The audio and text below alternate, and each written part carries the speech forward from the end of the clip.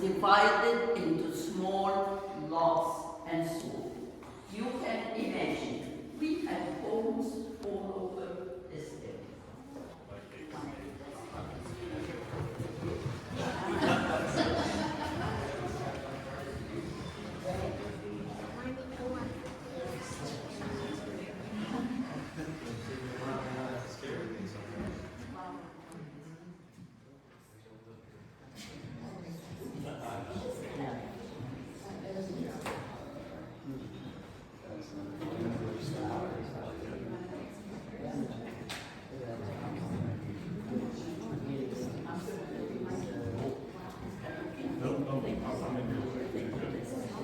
Now, the grand staircase, mahogany, we call it cantilever or floating steps. One step is floating on top of the other. There is no support underneath. Beautiful rococo brackets carved on every step. The only light in this area is the dome. I know nowadays we call them skylight and we think we invented skylight. Who would use the grand staircase? The governor, his wife, and guests. Children under the age of 14 and servants would use the lesser staircase. To give you an idea, the original staircase cost 10% of the whole cost of the building. It was actually made in England, shipped in pieces, and then put together. Now, everybody is willing to come up the steps. No problem. Let's go. Come on.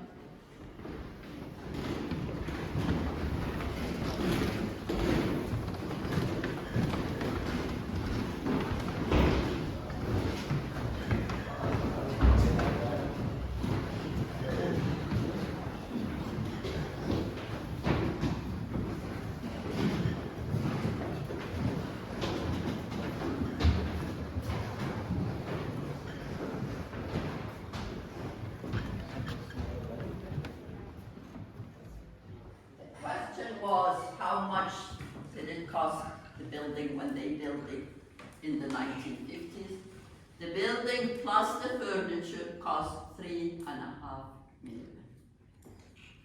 Now dinner was between 2 and 4 o'clock. Supper late in the evening. For dinner, we actually dressed up. We came down for dinner. Supper and breakfast, very acceptable in your bedroom. Who would eat here? The governor, his wife, and guests. Children would eat upstairs with their nanny. There was only 2 meals prepared in the kitchen every day. Just 2. 1 meal for the governor, 1 meal for the servants. The meal for the governor, lots of meat, lots of fish, lots of sweets. Sugar was expensive. The meal for the servants, lots of beans, lots of rice, lots of vegetables. But whether it's the governor's meal or the servant's meal, whatever you had for dinner, left over for supper, left over for breakfast. Pier mirrors were important. Those are from England, 1720. Why are they important? We place them across from light, across from a window to reflect more light in the room. Tables are also English pieces, 1750. Notice the marble on the table, notice the marble behind you on the mantle.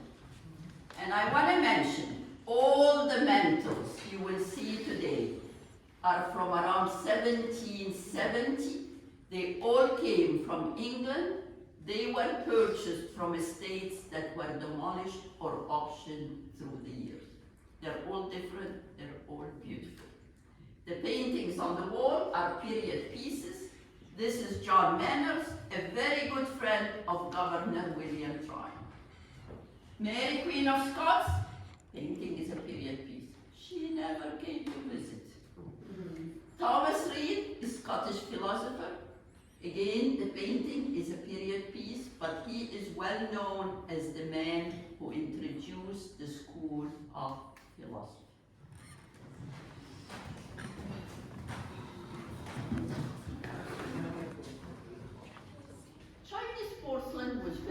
expensive. You only see it on the first floor to impress everybody. The cheap stuff you put upstairs. Any questions so far? Yes? Is that a piano? It is like a bit. That's the first piano. We called this room withdrawing room. And through the years, they cut it short to drawing room, because after dinner, the ladies would withdraw from the dining room to the drawing room. They would leave the gentlemen in the dining room smoking, drinking, talking politics. You know, we ladies don't want to hear about politics. We come and play a game of Loo, and it is spelled L-O-O. Very similar to poker nowadays. Now I want you to check our cards. We don't have numbers. We had to count the number of hearts, the number of diamonds. We worked very hard. They said Mrs. Tryon would invite her guests for a cup of tea. In the 1700s, we used these cups. By the 1800s, the teacups got larger. They all had little ears or little heads. Mrs. Tryon always played the spinet for her guests. 1725. She actually played several musical instruments. And they said she was well conversed in all subjects, including politics. They described her as a lady with a gentleman mind. Now the books. Remember earlier I told you Governor William Tryon moved to New York. 2 years later in New York, his house burned down. But he had an inventory list with everything, including the books with their titles. 90% of those books have exactly the same titles that the governor had. The bookcase Mahogany, 1765, by Thomas Chippendale. Bedrooms were very popular in England. England is cold, the alcove gives you a little bit of protection, and usually they are built for the head of the house. So we believe this room was actually built for Governor William Tryon. But they said, the governor walked in here, it was a very hot summer day. He said, I am not sleeping here. I'm gonna make it a guest bedroom, hoping if it's too hot, the guest won't stay too long. Didn't say that, I made that up. Painting from 1770, it came from England. Queen Charlotte with her 2 oldest sons. The one on her left became the Duke of York. The one by her side became the Prince of Wales. And yes, they are in dresses. You have to remember, boys' clothes were exactly like adult men's clothes. Very complicated. Children couldn't dress themselves, so they kept them in dresses up until the age of 5 or 6. And I know he's wearing a blue dress, believe it or not, up until the 1700s. Blue was a female color. Pink was a male color. Not until the early 1800s when the colors actually switched. Now, you've noticed in both bedrooms we do not have closets. We do not have armoires. Armoires were introduced later on during the Victorian period. We do have chest of drawers. We have big trunks. We also have dressing rooms. Any question before we move to a dressing room? And you ladies of high society would actually change clothes maybe twice, 3 times a day. They need a lady's maid to help them dress, a lady's maid to fix their hair. I'm dressed up like a servant, but whether I'm a servant or a lady, the first thing we put on is actually the shift. Then we put our stockings, and then we put our shoes. In the 1700s, we did not have left or right shoes. You went to the store, you picked 2 pieces that looked alike. Not until 1820, when a shoemaker came up with a great idea. He made left and right shoes. Then we put the stays, they go around and they give us a good posture. Then we put our pockets again around our waist, one pocket on each side. I have one opening on each side, so I can reach actually my pocket. And the last thing would be the beautiful gown. Now, the hoops, the bumper pad, the bumper curve are worn on different occasions and not all at the same time. But if you look at this painting of Margaret Hamilton, no connection to the palace, it's just a period piece. You can see the way she's dressed, her makeup, her hairdo. She actually has a hairpiece. In the 1700s, ladies can wear hairpieces, gentlemen can wear wigs. Well, we couldn't wear wigs in the 1700s. The candle holders on the mantle are Derby from England, 1780. Any questions so far? Now this is the first guest bedroom. Actually, if you are staying in a hotel, whatever you need in your bedroom, we actually have it here. We have the bed, we have the washstand. Can you see our fancy commode? We do have a toilet here. Table for breakfast, supper, or to play games. The desk, you have everything you need. They said, Mr. Archibald Nielsen came to visit Governor Josiah Martin. He actually stayed for 2 months. After 2 months, the governor said, you've been here 2 months. Would you like to stay longer and become my secretary? He actually stayed. Who is Governor Josiah Martin? He took over after Governor William Tryon went to New York. And he lived here with his wife, Elizabeth, 5 children for 4 years. At the end of the 4th year, the revolution started. He got worried. He sent his wife and children back to New York. And they said later on, he fled, leaving all his belongings behind. The first royal governor to abandon his seat. Back here, they actually waited for him to come back. He never did. And after a certain period, everything that was inside the palace was auctioned and sold. And that's why when President George Washington came, yes, they had a reception for him. They collected few tables and chairs from all over. He couldn't stay. The 2nd floor was deserted and falling apart. He actually stayed at John Rice Stanley's house, which is right now next to the office across the street. It happened, the house was empty, and they said a group of women from town just furnished the 1st floor for him. Now the good part, when they rebuilt the palace, they were able to buy back the desk and chair that belonged to Governor Josiah Martin. The desk actually is from 1770. It is mahogany, and it is built in New York, which is neat. The map is Antigua. Governor Josiah Martin grew up in Antigua. His father owned a very prosperous sugar plantation. His father actually sent him 4 slaves from Antigua. So both Governor Josiah Martin and Governor William Tryon had free and enslaved servants. Any questions so far? 6 bedrooms. The largest room is the council chamber.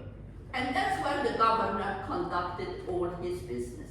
He would sit on the royal chair, 12 ministers around him.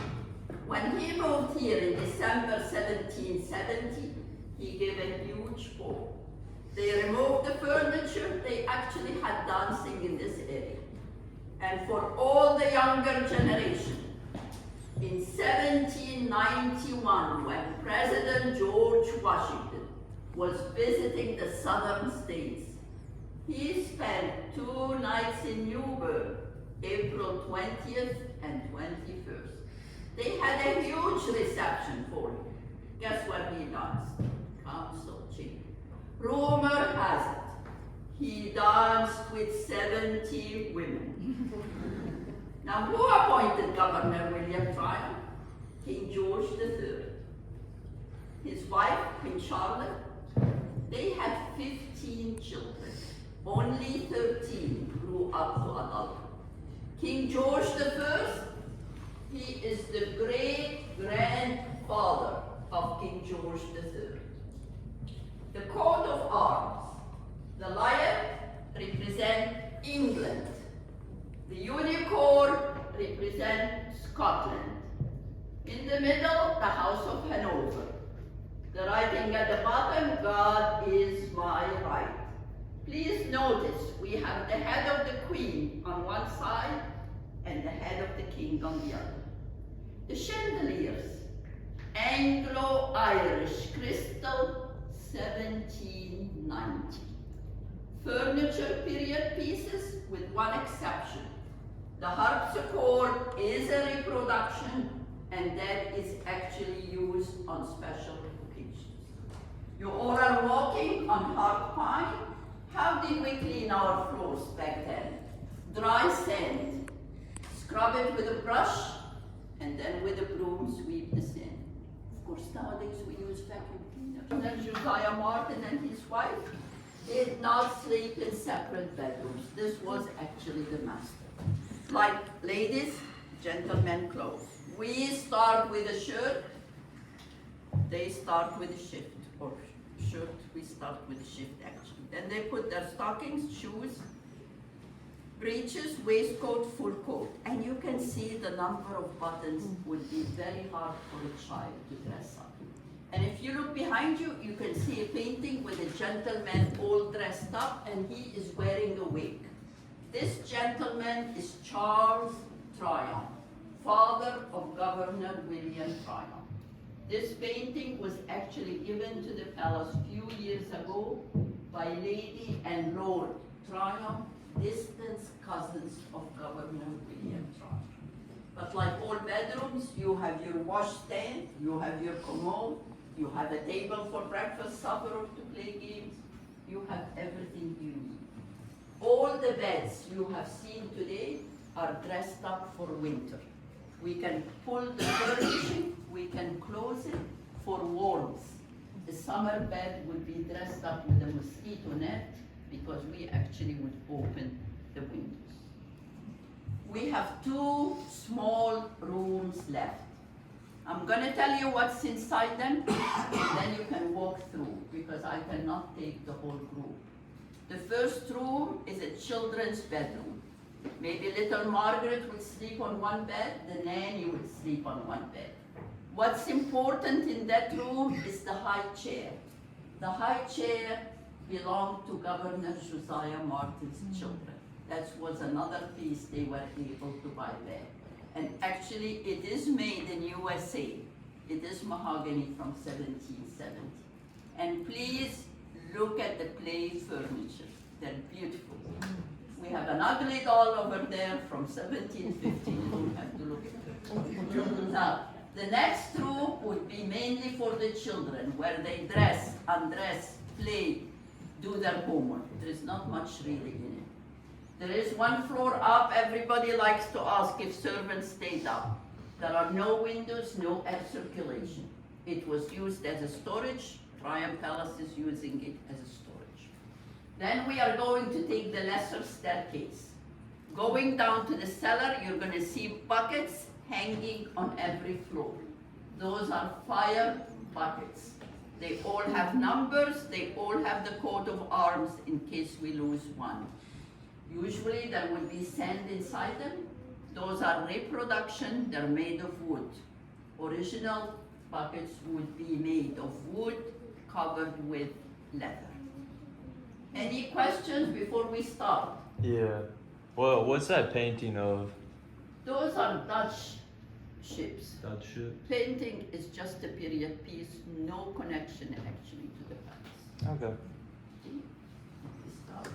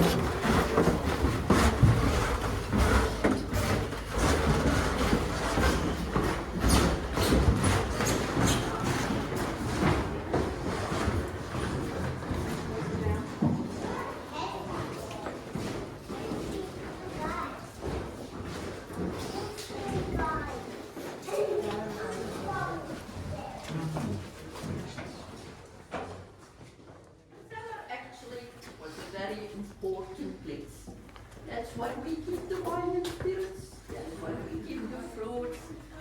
These spices, they will be kept in those cages and they will be locked. That's how expensive. The bedroom of the butler, he would have the key for the wine and spirits because he would be the one serving the wine at the governor's table. The bedroom of the housekeeper, she would have the key for the sugar, the spices. She would be the one to approach Mrs. Tryon, find out about the menu, send it to the cook. How many servants did we have? Between 10 and 12. 5 or 6 would be working upstairs, making the beds, the fireplaces, cleaning. 5 or 6 would be working in the kitchen. Whether they're male or female, as long as they're single, their sleeping quarters would be on the 2nd floor of the kitchen.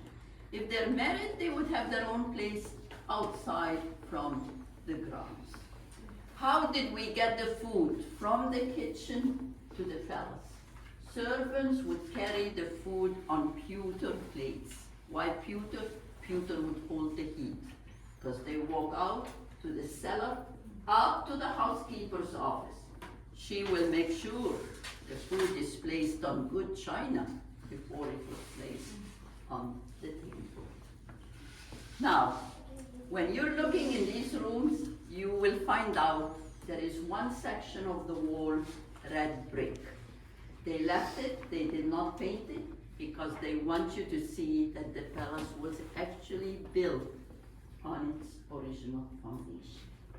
I want to remind you, the kitchen closes at 4, the gardens close at 6, the History Museum, which is included in your ticket, will close at 5. Any questions? Well, thank you. I hope you enjoyed your tour. Look around. When you're ready, I'll open the back door for you. So enjoy. Thank you. Thank you for coming. Thank you.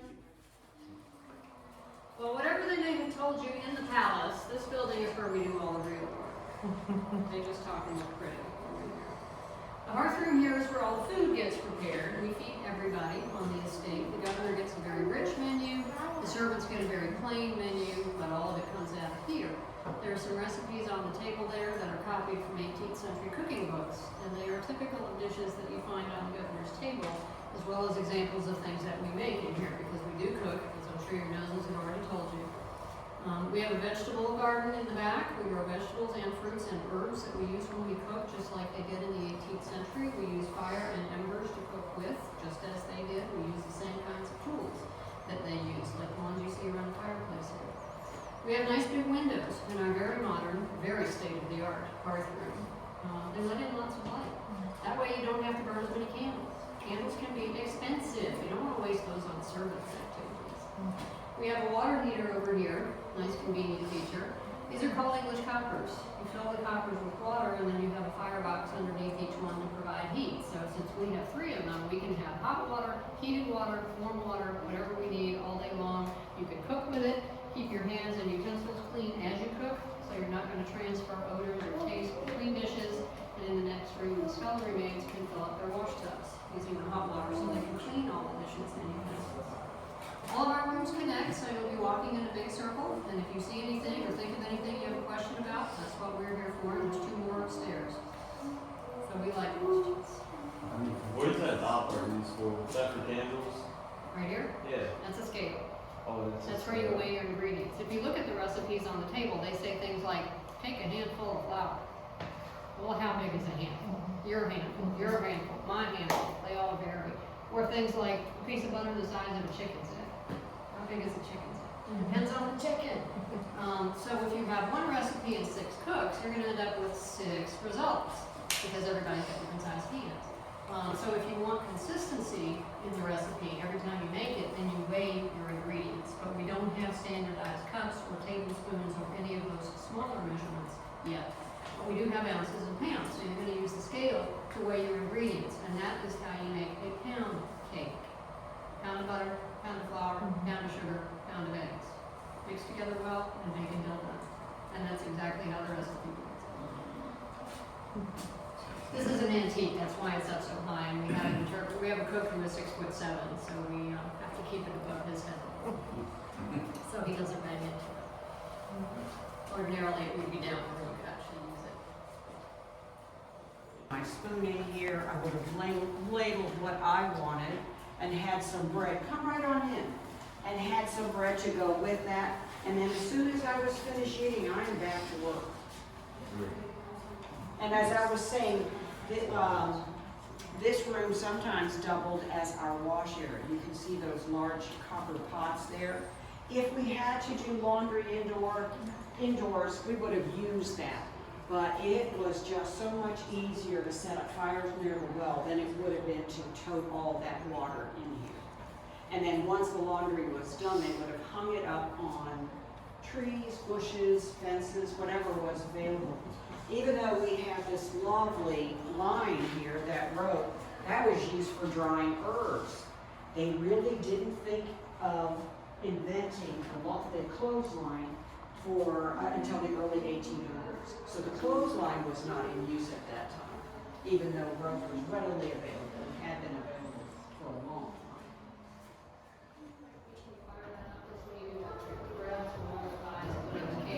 For at least the next several days, because you can do them promptly, and if you're doing it in the summertime, you're probably going to fire them something 2 or 3 times.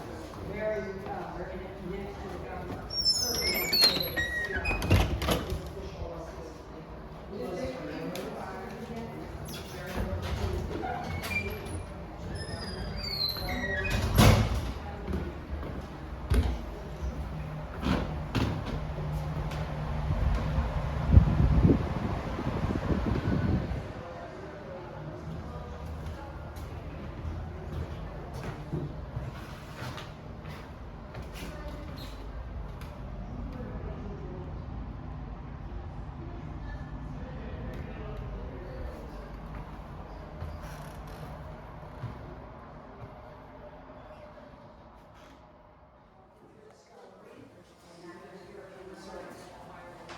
Very nice, large, spacious area.